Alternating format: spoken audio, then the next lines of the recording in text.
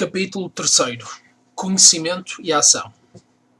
Consideremos agora, de uma maneira mais particular, um dos principais aspectos da oposição que existe atualmente entre o espírito oriental e o espírito ocidental, e que é, mais geralmente, o do espírito tradicional e do espírito antitradicional, como explicamos.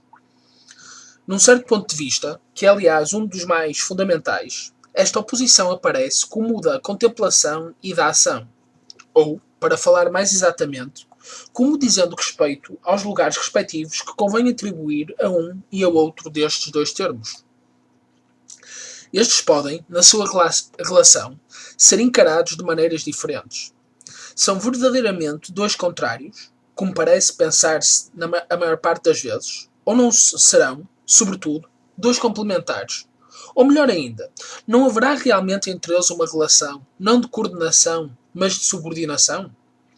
São esses os diferentes aspectos da questão, e esses aspectos referem-se a outros tantos pontos de vista, aliás de importância muito desigual, mas de que cada um se pode justificar em certos aspectos, e que corresponde a uma certa ordem da realidade. Em primeiro lugar, o ponto de vista mais superficial, o mais exterior, de todos, é aquele que consiste em opor, pura e simplesmente, uma à outra, a contemplação e a ação, como dois contrários, no sentido próprio do termo. A oposição existe, efetivamente, nas aparências. Isso é incontestável. E, no entanto, se ela fosse absolutamente irredutível, haveria uma incompatibilidade completa entre contemplação e ação, que, desse modo, nunca se poderiam encontrar reunidas. Ora, de facto, não é bem assim.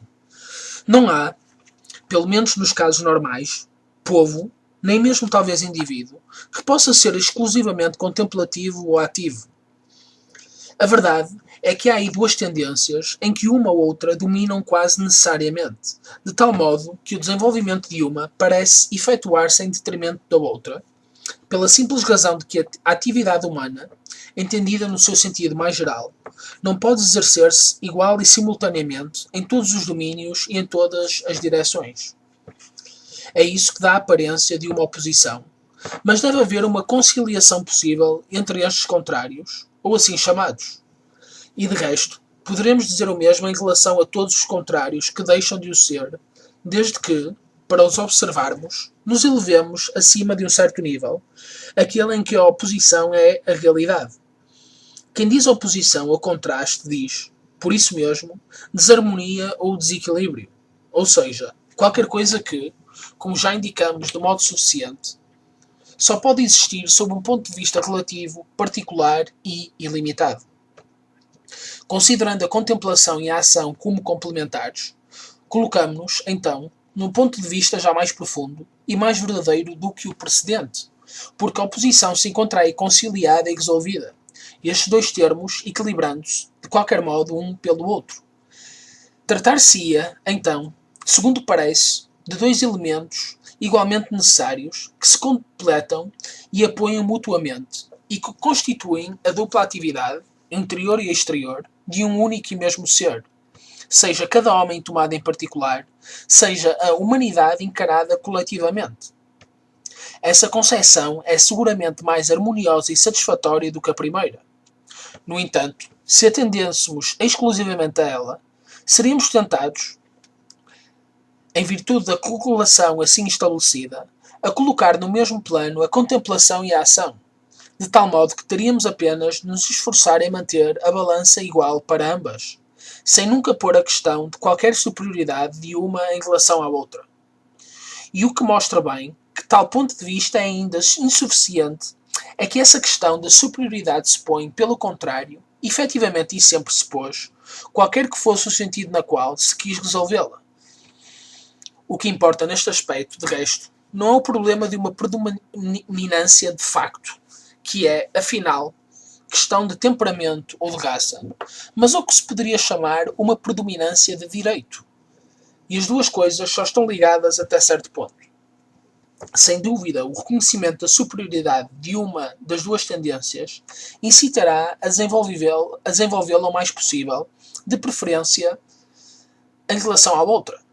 Mas, na sua aplicação, Não é mesmo verdade que o lugar que terão a contemplação e a ação no conjunto da vida de um homem ou de um povo resultará sempre, em grande parte, da natureza própria deste? Porque é preciso, neste caso, levar em conta as possibilidades particulares de cada um.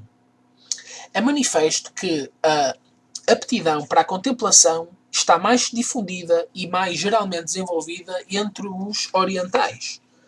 Não há provavelmente nenhum país onde o esteja tanto como na Índia, e é por isso que esta pode ser considerada como a representante por excelência do que chamamos o espírito oriental.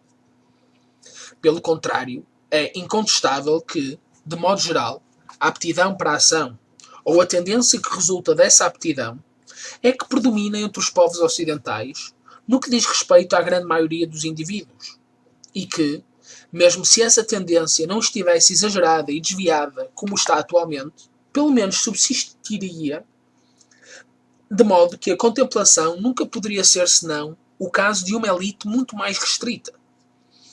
É por esse motivo que se diz muitas vezes, na Índia, que se o Ocidente voltasse a um estado normal e possuísse uma organização social regular, certamente se encontrariam muitos kshatriyas, mas poucos brahmanes. Todavia, isso seria o bastante se a elite intelectual estivesse efetivamente constituída e se a sua supremacia fosse reconhecida, para que tudo reentrasse na ordem. Porque o poder espiritual não é de modo nenhum baseado sobre o número, cuja lei é da matéria. E, além disso, note-se bem que, na Antiguidade, e sobretudo na Idade Média, a disposição natural para a ação, existente entre os ocidentais, não os impedia de reconhecer a superioridade da contemplação, ou seja, da inteligência pura. Por que é que não acontece o mesmo na época moderna? Será porque os ocidentais, desenvolvendo desmedidamente as suas faculdades de ação, chegaram ao ponto de perder a sua intelectualidade e, para se consolarem, inventaram teorias que privilegiaram a ação, indo ao ponto, como o pragmatismo, de até negar que exista seja o que for de válido fora dela? Ou, pelo contrário, foi esta maneira de ver que, tendo inicialmente prevalecido, conduziu à atrofia intelectual que hoje constatamos? Nas duas hipóteses, e também no caso bastante provável em que a verdade se encontre numa combinação de uma e outra, os resultados são exatamente os mesmos. Ao ponto que as coisas chegaram, é tempo de reagir, e é aqui, digamo-lo mais uma vez, que o Oriente pode vir em auxílio do Ocidente, se este realmente o desejar, para não lhe impor concepções que lhe são estranhas, como certos parecem recear, mas sim para o ajudar a reencontrar a sua própria tradição, cujo sentido ele perdeu. Pode-se dizer que a antítese do Oriente e do Ocidente, no estado atual das coisas, consiste em que o Oriente mantém a superioridade da contemplação sobre a ação, enquanto o Ocidente moderno afirma, pelo contrário, a superioridade da ação sobre a contemplação. Aqui já não se trata, como quando se fala simplesmente de oposição ou de complementaridade, portanto de uma relação de coordenação entre os dois termos em presença. Já não se trata, dizíamos, de pontos de vista dos quais um pode ter a sua razão de existir e ser aceito, pelo menos, como a expressão de uma certa verdade relativa. Sendo uma relação de subordinação irreversível pela sua própria natureza, as duas concepções são realmente contraditórias, portanto exclusivas uma da outra, de modo que, forçosamente, desde que se admite que há efetivamente subordinação, uma é verdadeira e a outra é falsa. Antes de ir ao fundo da questão, notemos, ainda, que, enquanto o espírito que se manteve no Oriente é verdadeiramente de todos os tempos, tal como dizíamos atrás, o outro espírito só apareceu numa época muito recente, o que, além de qualquer outra consideração, pode já fazer pensar que existe qualquer coisa de anormal. Esta impressão é confirmada pelo próprio exagero em que cai, segundo a tendência que lhe é própria, o espírito ocidental moderno que, não contente em proclamar em todas as ocasiões a superioridade da ação, chegou ao ponto de a tornar sua preocupação exclusiva e de negar todo o valor à contemplação, cuja verdadeira natureza, aliás, ignora ou desconhece inteiramente. Pelo contrário, as doutrinas orientais, sempre afirmando tão claramente quanto possível a superioridade e mesmo a transcendência da contemplação em relação à ação, não deixam de considerar esta o seu lugar legítimo e reconhecem toda a sua importância na ordem das contingências humanas. As doutrinas orientais e também as doutrinas ocidentais são unânimes em afirmar que a contemplação é superior à ação, como o imutável é superior à mudança. A ação, sendo apenas uma modificação transitória e momentânea do ser, não poderia ter em si mesma o seu princípio e a sua razão suficiente. Se ela não se liga a um princípio que está além do seu domínio contingente, é apenas pura ilusão. E este princípio, do qual ela obtém toda a realidade de que é suscetível, a sua existência e mesmo a sua possibilidade, só se pode encontrar na contemplação ou, se prefere, no conhecimento, porque no fundo estes dois termos são sinónimos ou pelo menos coincidem. O próprio conhecimento e a operação através da qual atingimos a mudança não podem de modo nenhum ser separados. Igualmente a mudança, na sua acessão mais geral, é ininteligível e contraditória, ou seja, impossível, sem um princípio do que procede e que, pelo facto de ser um princípio, não lhe pode ser submetido, porque é forçosamente imutável, e é por isso que na Antiguidade Ocidental Aristóteles tinha afirmado a necessidade do motor imóvel de todas as coisas. Esta função de motor imóvel, o conhecimento desempenha precisamente em relação à ação. É evidente que esta pertence inteiramente ao mundo da mudança, do devir. Só o conhecimento permite sair deste mundo e das limitações que lhe são inerentes. E quando ele alcança o imutável, o que é o caso do conhecimento principal ou metafísico, que é o conhecimento por excelência, possui ele próprio a imutabilidade, porque todo o conhecimento verdadeiro é essencialmente identificação com o seu objeto. É justamente isso que ignoram os ocidentais modernos, que, em matéria de conhecimento, não veem mais do que conhecimento racional e discursivo, portanto indireto e imperfeito, o que se poderia chamar um conhecimento por reflexo, e que ainda, além disso, apreciam cada vez mais esse conhecimento inferior apenas na medida em que ele pode servir imediatamente para fins práticos. Comprometidos na ação, ao ponto de negar tudo o que a ultrapassa, não se apercebem que essa ação degenera, assim, por defeito de princípio, numa agitação tão vã como estéril. É realmente esse o caráter mais visível da época moderna.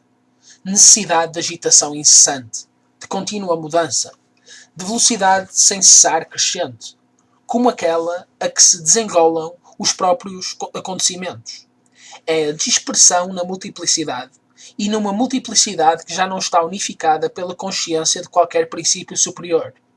É, na vida corrente, como nos conceitos científicos, a análise levada ao extremo, o divisionamento indefinido, uma verdadeira desagregação da atividade humana em todas as ordens onde se pode ainda exercer. E daí a inaptidão para a síntese, a impossibilidade de qualquer concentração, tão surpreendente aos olhos dos orientais. São as consequências naturais e inevitáveis de uma materialização cada vez mais acentuada, porque a matéria é essencialmente multiplicidade e divisão, e é por isso, digamos de passagem, que tudo o que dela procede só pode engendrar lutas e conflitos de todas as espécies, entre os povos como entre os indivíduos. Quanto mais nos afundamos na matéria, mais os elementos de divisão e de oposição se acentuam e se ampliam. Inversamente, quanto mais nos elevamos em direção à espiritualidade pura, tanto mais nos aproximamos da unidade, que só pode ser plenamente realizada pela consciência dos princípios universais. O mais estranho é que o movimento e a mudança são verdadeiramente procurados por si mesmos, e não tendo em vista um fim qualquer, ao qual podem conduzir. E este facto resulta diretamente da absorção de todas as faculdades humanas pela ação exterior, de que há pouco assinalávamos o caráter momentâneo. É ainda a dispersão vista sob um outro aspecto e num estado mais acentuado. É, podemos dizer, como uma tendência para a instantaneidade, tendo por limite um estado de puro desequilíbrio que, se pudesse ser atingido, coincidiria com a dissolução final deste mundo. E é ainda um dos sinais mais claros do último período de Kali Yuga. Sob este aspecto, também a mesma coisa se produz na ordem científica. É pesquisa pela pesquisa, muito mais ainda do que pelos resultados parciais e fragmentários aos quais conduz. É a sucessão cada vez mais rápida de teorias e de hipóteses sem fundamento que, apenas mal levantadas, se desmoronam, para serem substituídas por outras que durarão ainda menos. Verdadeiro caos no meio do qual seria inútil procurar alguns elementos definitivamente adquiridos, se não é uma monstruosa acumulação de factos e pormenores que nada podem provar ou significar. Falamos aqui, bem entendido, do que diz respeito ao ponto de vista especulativo, na medida em que ele ainda subsiste. Pelo que diz respeito a aplicações práticas, há, pelo contrário, resultados incontestáveis, e isso compreende sem dificuldade, visto que essas aplicações referem-se imediatamente ao domínio material, e que este domínio é precisamente o único em que o homem moderno pode gabar-se de uma superioridade real. Devemos, então, esperar que estas descobertas, ou melhor, as invenções mecânicas e industriais, vão ainda desenvolver-se e multiplicar-se também elas cada vez mais depressa, até ao fim da idade atual. E, quem sabe se, com os perigos de destruição que elas trazem em si mesmas, não serão um dos principais agentes da última catástrofe, se as coisas chegarem a um ponto tal que esta não possa ser evitada. Em todo o caso, temos geralmente a impressão de que não existe, no estado atual, nenhuma estabilidade. Mas enquanto alguns sentem o perigo e tentam reagir, a maior parte dos nossos contemporâneos deleita-se com esta desordem em que vêem uma espécie de imagem exteriorizada da sua própria mentalidade.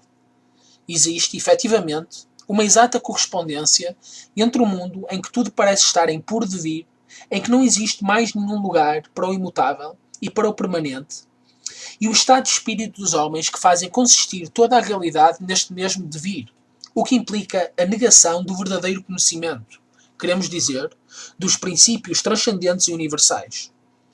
Podemos mesmo ir mais longe. É a negação de todo o conhecimento real, em qualquer ordem que seja, mesmo no relativo, visto que, como indicávamos mais atrás, o relativo é inatingível e impossível sem o absoluto, o contingente sem o necessário, a mudança sem o imutável, a multiplicidade sem a unidade. O relativismo encerra uma contradição em si próprio e, quando se quer tudo reduzir à mudança, dever-se-ia chegar logicamente ao ponto de negar a própria existência da mudança. No fundo, os famosos argumentos de Zenão de Ileia não tinham outro sentido. É preciso dizer, efetivamente, que as teorias deste género não são exclusivamente próprias dos tempos modernos, porque não se deve exagerar. Podemos encontrar exemplos desses na filosofia grega, e o caso de Heráclito, com o seu fluxo universal, é o mais conhecido neste aspecto. Foi mesmo o que levou os Iliatas a combaterem estes conceitos, assim como os dos atomistas, por uma espécie de redução ao absurdo. Na própria Índia, encontrou-se qualquer coisa comparável, mas, bem entendido, num ponto de vista diferente do da filosofia. Certas escolas budistas, com efeito, apresentaram também o mesmo caráter, porque uma das suas teses principais era a da dissolubilidade de todas as coisas. Simplesmente, estas teorias eram, então, exceções e tais revoltas contra o espírito tradicional, que se têm produzido durante todo o curso de Kali Yuga, não tinham, em resumo, senão um alcance muito limitado. O que é novo é a generalização de semelhantes concepções, tal como o verificamos no Ocidente contemporâneo. Deve-se também notar que as filosofias do devir, sob a influência da ideia muito recente de progresso, assumiram entre os modernos uma forma especial, que as teorias do mesmo género nunca tiveram entre os antigos. Essa forma, suscetível, aliás, de múltiplas variedades, é o que se pode, de modo geral, designar pelo nome de evolucionismo. Não voltaremos ao que já dissemos de outras vezes acerca deste assunto. Lembraremos apenas que todo o conceito que só admite o devir é necessariamente, por isso mesmo, um conceito naturalista, implicando, como tal, uma negação formal do que está para além da natureza, ou seja, no domínio metafísico, que é o domínio dos princípios imutáveis e eternos. Assinalaremos também, a propósito destas teorias antimetafísicas, que a ideia bergsoniana da duração pura corresponde exatamente a essa dispersão na instantaneidade de que falávamos mais atrás. A pretensa intuição que se modela sobre o fluxo incessante das coisas sensíveis, longe de poder ser o meio de um verdadeiro conhecimento, representa, na realidade, a dissolução de todo o conhecimento possível. Isto leva-nos a repetir, uma vez mais, porque se trata de um ponto essencial e sobre o qual é indispensável não deixar subsistir nenhum equívoco, que a intuição intelectual, pela qual, e só por ela, se obtém o verdadeiro conhecimento metafísico, nada tem de comum com esta outra intuição de que falam certos filósofos contemporâneos. Esta é de ordem sensível, é propriamente de ordem infrarracional, enquanto a outra, que é a inteligência pura, é, pelo contrário, suprarracional. Mas os modernos, que nada conhecem de superior à razão na ordem da inteligência, nem sequer concebem o que pode ser a intuição intelectual, enquanto as doutrinas da Antiguidade e da Idade Média, mesmo quando tinham um caráter simplesmente filosófico e, por consequência, não podiam efetivamente apelar para essa intuição, não deixavam de reconhecer expressamente a sua existência e a sua supremacia sobre todas as outras faculdades. É por esse motivo que não houve racionalismo antes de Descartes. Isso é ainda coisa especificamente moderna e que é, aliás, estreitamente solidária do individualismo, visto que ela é apenas a negação de toda a faculdade de ordem supra-individual. Enquanto os ocidentais se obstinarem em desconhecer ou em negar a intuição intelectual, não poderão ter qualquer tradição no verdadeiro sentido desta palavra, e não poderão igualmente entender-se com os autênticos representantes das civilizações orientais, nas quais tudo está como suspenso dessa intuição, imutável e infalível em si, e único ponto de partida de qualquer desenvolvimento conforme às normas tradicionais.